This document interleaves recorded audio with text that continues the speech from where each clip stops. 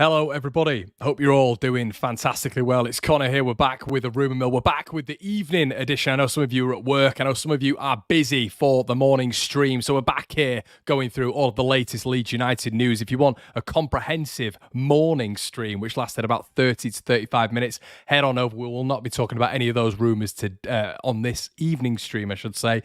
That is all focused on the morning streams. If you see the title over there, it's definitely worth going out and checking that out. We spoke about many things this morning. So yeah, we won't get all the compilation of rumours on this one. It will be split between two during the day. Also, a very fiery indeed, but interesting debate that has just been launched onto the Patreon. An hour and a bit long podcast with me and Gabe discussing Yoel Piroe, discussing everything, transfers, and yeah, we did get into it. Jed Spence, differing opinions me and Gabe had on that one. I'd definitely go check that one out. We've also got the debrief coming tomorrow evening, hopefully, one that is going to have a lot of contentious debate on there, which I'm sure we will. But there's loads of you in the building, so hello. Welcome to your staple of transfer content for your January and your summer months. It is the Rumour Mill going 4 years strong. Make sure you're hitting a like on the video, guys. I will only know if you enjoy the streams, the morning and the evening streams, if you hit the like on the video. Otherwise, I genuinely do not know if people like it. I take content as liked or not disliked as if you want me to carry on with it. So just make sure you do that before you start the video. It's free, everybody, and subscriptions are free as well. Happy evening, Connor. Happy New Year. Hiya, Mark. Evening. Hiya, LUFC Oscar. Jesse Marsh to Birmingham. First live of 2024, says Lee Fitness. Hiya, pal. Smash the button. Yeah, please make sure you do that, everybody. Stephen Fuller from Dublin says, evening. Hiya, mate. Hope you're all good. Jim Towers. Hiya, Jim. Love this month. Connor keeps going in dark January. Loads of transfer content. Everybody here. Sujjal's in the building as well. Evening, Connor, and all Leeds fans. Great to be catching this. It is live, mate. Don't worry. There's a lot of dubbers in the building here. A lot of Dublinites. Hope you're all doing well. And let's get into the latest rumours. Hi, Gordon. Gordon from Cotmanthorpe. How you doing, Gord? Very busy man. Great content. Yeah, as always, mate. And I hope you're enjoying it. Kev says, Happy New Year. Connor, need 2 left backs and a 10 before centre backs. Dormston Cook. Hey, Dormston's in the building. Hey up, Connor. Hey, pal. Fact, we're worrying about Strike us signing this lad to replace Cresswell. Cheers, Sam. Appreciate that, mate. Folk worrying about Strap. Imagine if I said Farke. Farke worrying about Strap. That's a whole different conversation. Us signing this lad to replace Cresswell. Everyone calm. So let's get in to the latest rumours today. So Adjei. Now we spoke about Adjei around about, I think it was just after the summer months, and it was Adjei is a centre back who plays for Hammarby, Ghanaian, absolute man mountain, 6'3", 6'4", and interestingly, it looks like it's between Leeds and Ipswich, according to sources out in Sweden, and this one for me looks very obvious. 3 to 4 million quid. A ball-playing centre-back, someone who's obviously very physically imposing, as you can tell by his stature, his height, everything, his frame, and someone who looks, athleticism-wise, that he would fit in perfectly with the Championship. But why do we need defenders, Connor? Well, we need a whole host of defenders. By the end of this summer period, Leeds could be down potentially 7 or 8 defenders, and that comes down to contracts we spoke about in this morning stream, loans, and just in general players moving on as well, the likelihood and reliability and dependability of players as well. So all things that we need to take into consideration going into this window, because Leeds United need to build, they need to develop, not just on one window, not just on 2 windows, but it needs to be a continuation of windows that Leeds United are able to build and evolve their squad, so they're going to be able to compete in the Premier League as well, because we need to be buying long-term signings right now, and defenders for me is absolutely prevalent and paramount, the 2 Ps. So Leeds United need to be going out and buying Adjei, someone like that, Hammarby, and they need to believe that this individual, even though me and you haven't seen a lot of him, can transition from Championship football into Premier League football. That is the aim now. And for me, I'm looking at this and I'm thinking one thing only. Charlie Cresswell, in my opinion, will be leaving Leeds United. There's a lot of rumours this January as well, that Stoke City are looking for leadership qualities at the back, and apparently they have, according to certain reports. I said this is the rumour mill, everybody. I need to check everyone sometimes. I need to say it's the rumour mill, not the confirmed mill, not the transfer done mill, not the here we go mill, the rumour mill. Allegedly, Liam Cooper is going to be approached by Stoke City in this January window. Now, that's not the person we're even talking about, everybody. That's not the person we're talking about. For me, room is to be made by a certain individual that's going to be going out, and that is Charlie Cresswell. I believe there is going to be movement there. I believe, Adjei is someone who apparently Leeds are in talks with as we are speaking right now. So that is fascinating. That is very, very fascinating. And Charlie Cresswell going the other side, I've mentioned this on several streams. I don't think that's the right move. I would like to see Charlie Cresswell be given a chance. But Charlie Cresswell, as a footballer, will not be satisfied being behind Liam Cooper, as this cushion is not going to be satisfied being behind me, but my posture is suffering. Liam Cooper is on the wrong side of his 30s, as I am, but on the wrong side of his 30s, and he is only going down when it comes to, football and ability. I was watching him the other day, or yesterday, I should say, and he's just painfully below average. I know a lot of you love Liam Cooper. He's painfully below average. Just his reading of the game is just so off. He's a yard or two behind it. And Rodon Pascal Struijk is 4 or 5 levels ahead of him. And in my opinion, that just shows how bad Birmingham were, because they didn't even try and exploit that with a front 2, a front 3, whatever, inverted wingers, something to really disturb Liam Cooper when it's on the ball, goes the team and press him. Nope, didn't do anything. And if I'm Charlie Cresswell and I'm looking at Liam Cooper ahead of me, I'm thinking, I'm not bothered if the gaffer's trying to keep me here. I'm not bothered. I'm off. I've been England captain at the developmental stage. Why would I stick around for this? And Adjei coming in signifies probably capital coming in for Leeds United as well. Obviously, we're still having to balance the books. We're one of the financially richer sides in the division, but players do need to leave the club. And Charlie Cresswell is seen as deadwood. He's seen as deadwood now, in my opinion. How can he not be deadwood when he's never playing?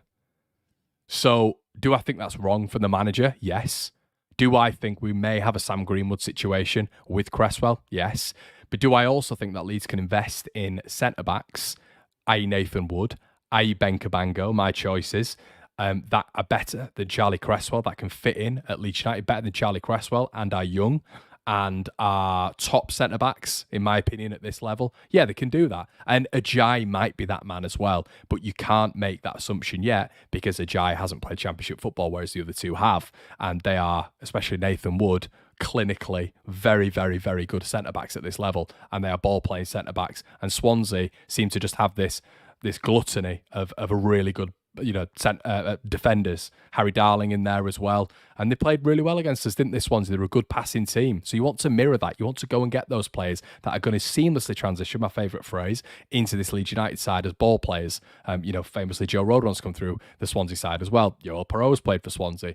There are links there and hopefully relationships built up there, but it looks like Adjei is going to be that replacement. Oliver Thompson says, from Sweden, Connor, Adjei is brilliant. Well, that's fantastic to hear, Oliver. As we've said, not a lot of us will know a great deal about Adjei. I'm not going to come on here and profess to know everything about him.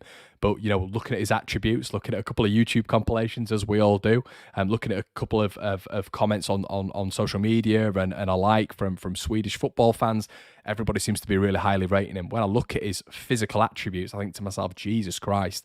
When you look at the basic things as well, when you look at corners, defending corners, when you're looking at attacking corners, Adjei looks like he'd be the perfect person there. And maybe it could be a real top signing. As I said, it's between us and Ipswich apparently, which is great news because allegedly, when you're looking at the profile of the player, he's clearly a very decent player as well. Jay, hey mate, hope you're all good. Not sure I'll be wearing my Winston's tee live on stream. You're not a fan, mate? You're not a fan? Let me know. I think someone's commented on the Winston's before. It's just a local brand make. A local brand make to my York area. It was bought for me, actually, as a Christmas present. Can Rodon be recalled in this window? He can't, Ryan. No, he will not be recalled. Winston's the new channel sponsor. There's a lot of Is Winston's it's just the same jumper, everyone. Is it a controversial make? 536 in the room. Hit the like. Yeah, guys, make sure you do so. There's actually 650 now. Please make sure you do so. JC says, if we could bring in Adjei Wood Doig, I would be very, very happy, chap. Yeah, we spoke about Josh Doig earlier on. Everybody, the left back linked from Hellas Verona, 4.5 million. Once again, apparently Leeds are in talks with Hellas Verona for Josh Doig. Now, Josh Doig would be a smart addition. Listen, Josh Doig and Nathan Wood, we're going to win the league. We're clawing back those 17 points. Okay. I see, Stuart. Oh, I see. Sorry, lads. How do I not know that? This is the problem. I'm just there. Of course it is. Jack, my brother, did you know this? Have you set me up on a stream? Of course. Well, this isn't. It's a brand in York. So there you go. Oh, brilliant. Absolutely fun. I'm going to have to message my brother that. If Jack is watching, you little SHIT house, you've absolutely done me. Oh, dearie me. That is brilliant. Connor, about Rooney as well. I mean, it's unbelievable, isn't it? Wayne Rooney. We speak about it on the Patreon on the latest podcast as well. So, anyway, I'm really interested in what you guys have to think about Charlie Cresswell. Would you let him go? Do you think it's the right move from a Leeds United standpoint? Another Nottingham Forest player linked, and we spoke about him at the start of the season. I didn't understand why he was just being, I don't know if this is my brother messaging me now here, the little you-know-what house. No, it's not. The one player, and it is the Norwich connection again. I don't know if he featured when Daniel Farke was at Norwich. He may have done, but I don't think that he did. But we spoke about him at the start of the season in terms of a centre-back coming in. And bearing in mind, we're talking a lot about centre-backs on this show because I think it's the right thing that Leeds have to do. We have to reinforce those options. Liam Cooper, running out of contract. Ailing, if you want to classify him as a centre-back, Marcelo Bielsa certainly did. He's running out of contract. Charlie Cresswell will be gone. And then you're looking at a scenario where it's a lone player and Struijk, who's been heavily touted by PSG and Dortmund. So you're looking at a situation where if Leeds are to stay in the Championship, how many centre-backs do we have? And I'm not even joking. Has anybody actually thought about this? It came to me today, and I just was thinking about it. I saw a tweet about it, and I thought, wow, yeah, if we are to remain, which I'm not saying will happen, everybody, we'll have no centre-backs at the club whatsoever. Dependent on, because I highly doubt Pascal Struijk will be staying in the Championship again. If Leeds United are to remain in the Championship again, I'm not saying this will happen, by the way. It's just a little sort of like caveat. And Leeds are Verba. There you go. Matt Verba will be coming back. Llorente will be coming back, but apparently he's going to be signed as well. And Robin Koch, according to several reports today, he's going to be signed on a permanent by Eintracht Frankfurt. So, yeah.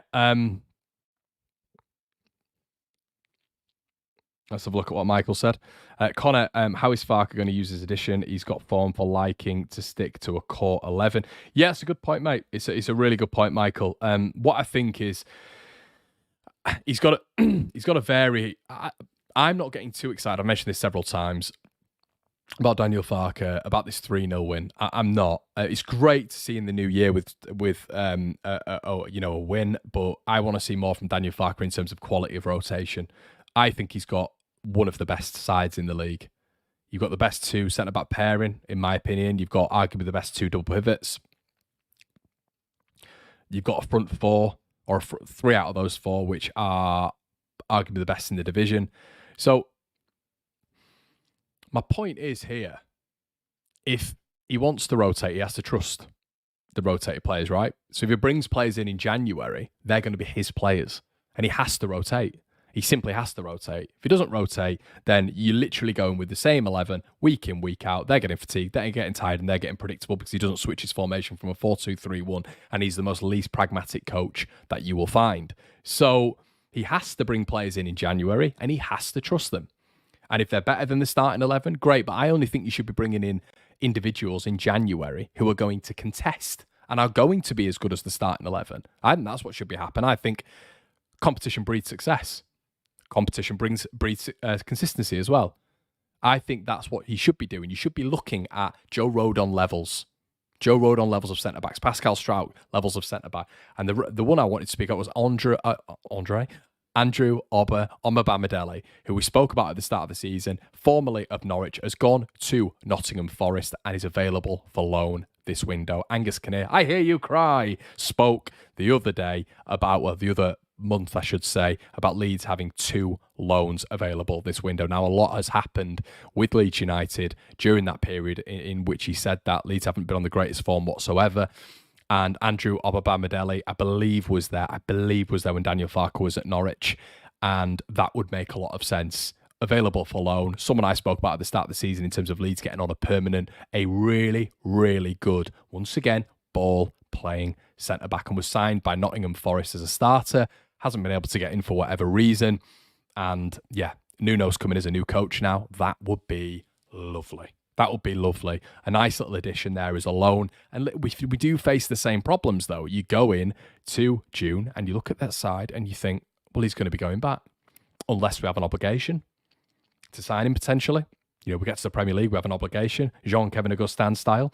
But if we're able to do that, I think that'd be a smart addition by Leeds United. A really nice addition. But once again, it does bring you back all the way back full circle to, are Leeds going to invest in a centre-back? So at the end of the season, we actually have centre-backs that we can put in, going into next season. Because as I've said, this is a transitional process. Leeds need to be feeding players out and bringing players in. Adjei comes in, maybe Omobamidele on an obligation to buy scenario, but it can't just be loans. I don't like the scenario, thinking about it, about Angus Kinnear talking about 2 loans coming in. Why don't we bring 2 permanents in? So that transitional period is a little bit easier. March to Birmingham, apparently that would be a laugh. Let's have a laugh on that one. Yeah, he was, Connor. We have some really good players. Not sure if Farke can change our system to the best of his abilities. I'm in that camp as well, Dave. According to social media, Bamford is our saviour. Let's not, shall we? Let's not. Paul, let's not. Hey, I know that's not you saying that, fella, but let's not. Let's not be. Social media is reactive. YouTube is reactive. It has to be. Leeds play twice a week. You have to be reactive. But the staples in our mindset, Ayling isn't good enough. Cooper isn't good enough. Bam Bam isn't good enough. Let's just, come on. Yeah? Yeah? Are we all in this together? High School Musical settings? Let's not do this now. Let's all have a common agreement that Patrick Bamford isn't the man going forward, please. He is on podcasts. I actually quite enjoy his podcast with Joe Wilkinson. Go check it out. While you're at it, check our Patreon content out as well. We've got a podcast in there from earlier on. But I would not be looking at that. What I would be looking at is the fact that Joel Piroe and Rutter can't play together, or they can play together, but it's not as significant as Rutter playing with the number 9. And that is Patrick Bamford. But Patrick Bamford isn't the answer, but a number 9 is. Someone maybe like Michael Obafemi, who has played with the old before. Who knows? But yes, Bamford is definitely not the saviour. Neither is Piroe, says Paul. Never said he was, mate. And I'd probably agree with you there. Jan says centre-back, left-back, and 10 permanent. And Baku, left-back and striker loan. Oh, backup, left-back and striker loan. Yeah, potentially, mate. Potentially. Keep getting your comments in, everybody. I'm reading all of them out. We should go with 3 permanent players. Connor. Thoughts about trying to get Emiliano Buendia not playing at Villa, excuse me, Farke connection. The thing is, Dormston, Leeds are playing with a very, and this is why I've said Yasser Espria at Watford. I think it'd be a really nice number 10. He's dynamic and he's fluid across the front 4. Elias Share isn't. Buendia isn't. They're number 10s. So, what do you guys think would benefit this system better? Do you think a central attacking midfielder, and I'm asking your opinion here, would be better as a Rutter? Someone of that mould. A Yasser Espria, a Jorginho Rutter. Or would you prefer a pocket holder? Someone who finds that half space just in between the defence and the defensive midfield of the opposing side. That's a number 10, normally. That's a Pablo Hernandez. We know Pablo just want the ball from Click. He'd stand in those positions. You see it with David Silva all the time. You see it with Bernardo Silva all the time as well now. And they just sit in the pockets. Rutter is a very different profile to a Pablo Hernandez. Rutter is more of a profile similar to my target, Yasser Espria. Pablo Hernandez is more of a target aligned to someone like Elias Share. So it's all about what you prefer as a number 10 and how would that fit in with the front 4. How would that fit in with the front four? Would it be, if you had sort of an Elias Chair, if you had sort of a Pablo Hernandez, would it slow it down a bit? Because Rutter goes forward, doesn't he, with that front line and the dynamic as a unit. But then you have the guile, the innovativeness, the calmness, the assurance of a Pablo Hernandez and Elias Chair, and someone who can maybe take free kicks, put balls into the box when it comes to corners, take penalties when they need to. Or do you want someone who's fast, fluid and quick, like Rutter is or a Yasser Espiri is? It's whatever profile suits. And it's interesting because Buendia is more of the Pablo Hernandez. But I don't think Leeds are going to do that. I think we're going to go with this new way of playing, of thinking, which is Rutter, who is not a number 10, an archetype, he's an inverted winger. And he's been played in that role as also a fluid, like interchangeable front four. It's interesting system-wise. We need a modern Pablo, in my opinion, says Dormston. We've never replaced him. Why can't we try Provader? Hi, pal. Just got a Super Joe. Hi, mate. Buendia been injured for months. There is also that problem with Buendia, which is just injury. Yes, kind of high blinky fish. A second window without great order going out and buying wingers instead of fullbacks. I do strongly believe a 10 is needed. We can try to attempt with Rutter there, but I don't know. Unless Poveda is used, I do rate him. Seen him with Colombia and he plays well. Yeah, Poveda has done well. He has done well. Oscar says we need a centre-back, left-back, striker and a winger if Nonso leaves. What you put Piroe back in the side, Connor? It's not that, Millsy. It's... No, I wouldn't. I wouldn't put Piroe back in the side. But does that mean Bamford's the answer? It would be my question to you. I don't think he's the answer. Neither of them are the answer for me at this moment in time. I think you figure out the system and Piroe could be the answer. But as we said multiple times, someone pulled it up on my video. They said, you said he was quality in the last stream. That's fine. I said he was quality championship level, but I also said in a separate video at the start of the season that it's going to be interesting to see how Daniel Farke, who's played with an off-the-shoulder in between the defender, number 9 in Timu Pukki for his successful years of his career, is going to fit in a number 10 in Yoel Piroe or a 9.5 who just isn't a striker. We can say all we want. I've said this on 400 streams. He is not a number 9. Rodrigo was not a number 9. They're not 9s. Rutter, not a 9. And there are 9s out there. We always hear this, like, the modernisation of football. There's not number 9s. There is number 9s. There is number 9s out there, and there's definitely number 9s at championship level, in my opinion. Evening, Connor in chat. Hey, Rich. Connor Sheza says, I don't know about you, but our set piece is shocking. Free kicks and corners never result to anything. Sheza, you bang on. We say it all the time. It's we'll sit here, me and my old man, and we'll be watching Leeds or whatever, and it's the common rhetoric. It's, another corner's come in, we haven't done anything. Another one's come in, we haven't done anything. The invariable, actually, the one who, the two who, will get the noggins on a lot of corners and set pieces, over a season is Strauch and Cooper. I actually think Joe Rodon's had some really decent chances from set pieces, and he's poor. Joe Rodon's poor from set pieces, attacking them. He just doesn't seem to get his bearings. He had one against Plymouth. He had one against Preston. He had one, I think he had one at the weekend as well against Birmingham. He just doesn't seem to see the flight of the ball. And for someone his height, you look at someone like Pascal Strauch, who's already got 5 goals this season. Joe needs to up his attacking output as well from set pieces. Defensive one's very, very good, but that's what I mean. We're just not effective. I think the dead ball delivery is horrific. I think it bounces before it gets to the first man a lot of the time. That needs to drastically improve, and that is where a 10 naturally would fit in, in my opinion, because I think the modern number 10 has got a great ball striking ability. They could ball strike it with the left, they could ball strike it with the right. Look at Pablo Hernandez. Look at Emi Buendia. Look at Ben Rama when he played in the 10. Look at Elias Chair. And if you want to go a little bit higher up, there are number 10s everywhere. Look at the ball striking ability of a number 10. Now, Kevin De Bruyne, perfect example. Ball striking. They can do everything. Not only can they score from 20, 25 yards. That's what we're missing, everybody. Because I said this today as well on a tweet. I love and we spoke about this extensively on the podcast in Glen Kamara, but I'm getting not vexed by Glen Kamara, but he's annoying me more. He's annoying me more at the minute. Called him the silky smooth operator. I think tidy. I think in possession he is.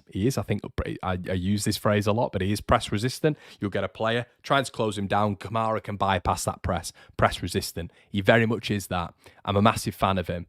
Problem is with Glen Kamara, he doesn't shoot. He elects to go sideways and backwards. He's tidy. instead of going forward. So Glen Kamara at this moment in time is reminding me of prime Adam Forshaw and not prime Matthias Klich. Prime Adam Forshaw I thought was a really good player. He was very tidy, very lovely on the ball, would keep hold of possession, would barely lose it. But when you're going forward, which is being tasked, in my opinion, of Glen Kamara to get forward and aid the attack, you need to shoot, mate. When you get the ball on the edge of the box, let go. Never shoots. Never shoots. Ampadu in that pivot plays further back and he shoots way more. Saw it at the weekend again. Glen Kamara doesn't elect to find pockets where Somerville's there, in my opinion, enough. He doesn't find the pockets where the wingers are at or where the wingers can really run onto. Those splitting passes that we see, splitting the centre-back and the right-back or the centre-back and the left-back like we see Rutter do. He doesn't do that at all. Glen Kamara, at this moment in time, I don't know if I'm just watching him more and getting a real understanding of how he is a silky smooth operator, but in a certain way. And that is where, once again, you're missing out on the midfield presence. The midfield presence, that number 10 role, who shoots, doesn't shoot. And if he is in that role at this moment in time, you know, dueling with Rutter a little bit, or Piroe, whatever, it's not enough. Remember, we had Pablo Hernandez in there. But we also had Matthias Klich, who in the Championship would get goals. We need to see more from him in that role, in my opinion.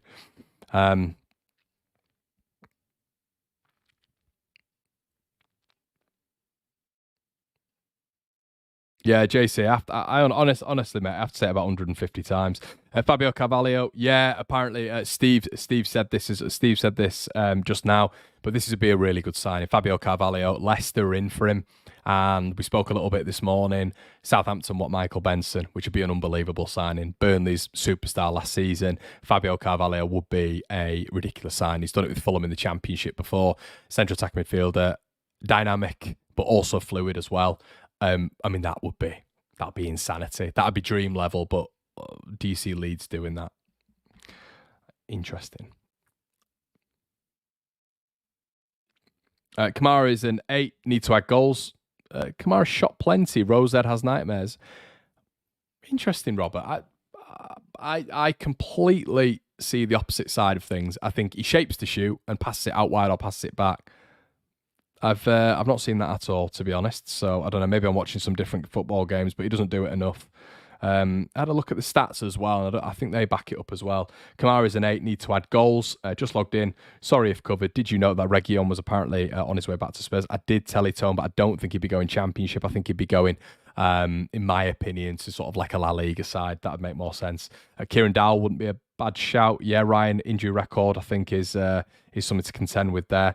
Any rumours on new signings and what the 49ers' objective is this month? Well, all we've heard, Jason, the rumours are in this video, and the rumours are in the video this morning, but a lot of what we've heard is that it's going to be 2 loan signings, but Leeds are apparently very, very interested in Adjei at Hammarby, which goes against that because it's going to be up to £4 million plus add-ons. So hopefully that's going to be the way we go, but I do think there is going to be a fair few bits of interest in Charlie Cresswell. I think we've heard Ipswich, Southampton, Stoke, Sunderland. Swanee says, I think he's had 1 shot all season. Yeah, I honestly, I don't. I mean, I'll get the stats on it. I will get the stats on it, but I've not seen Kamara shoot. I've not seen him shoot once. Maybe it's been blocked once or twice, but I can't remember him even having a shot. He shapes to shoot, plays it out wide. New Thought says, I'd like us to cash in on Harrison, Llorente, Christensen, Sinister and Rocker this month. That is more than enough cash. What I will say is it does look like apparently Rocker is going to be tied up very, very quickly by Betis. But also, I mentioned it this morning, Robin Koch, it looks like it's going to be tied up very, very quickly between Eintracht Frankfurt and Leeds United. So that could be this month as well. So hopefully that will bring us some financial capital. Hiya, Gail. Oh, Gail, just as I'm about to head on off. Joshua says, Kamara's had 3 shots this season. Definitely needs to trust his shot more. 3 shots this season, 1 on target. That's just not good, is it? Melody says, when's the next watch along? It probably will be this weekend, mate, but I'll give you guys a little bit of an update on that. But I tell you what, we'll be back with another live stream tomorrow morning. It'll be around about 10, 11-ish, everybody. I'll set the stream for tonight. It'll be lovely to catch you all then. And if not, I can catch you in the evening for the debrief. We won't be doing a room mill tomorrow evening, but we will have a debrief, so make sure you're checking on for that. It'll be transfer based. If you want some bonus transfer content, over on the Patreon now, we have me and Gabe chatting quite controversially about certain players in this Leeds setup, and it was a really, really good episode of Across the Pond. So make sure you check that out, guys. Thank you so much. Really appreciate a lot of your comments on here, a lot of your subscriptions as well. And we are looking as well for we're looking for some inputters on the debrief.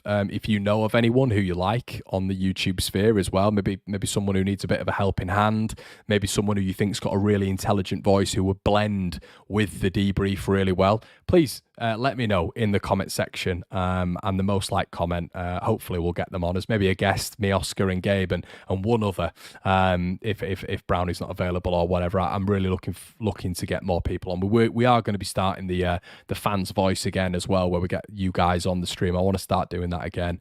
But yeah, guys, a lot of irons in the fire, but please let me know in the comment section below, and I will see you in a bit. Cheers.